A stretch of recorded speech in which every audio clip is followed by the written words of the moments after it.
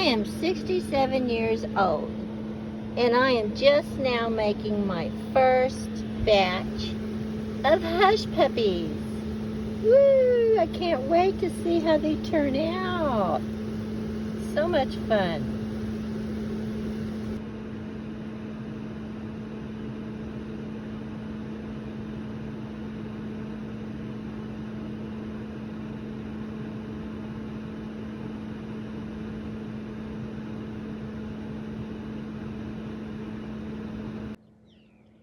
Well, they turned out to be pretty good.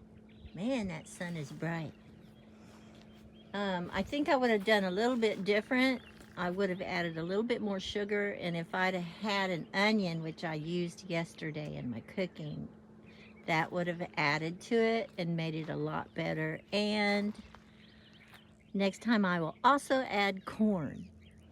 I used peanut oil to cook it in, and I surprised myself. You know, I think I'd have to give them an 8 out of 10.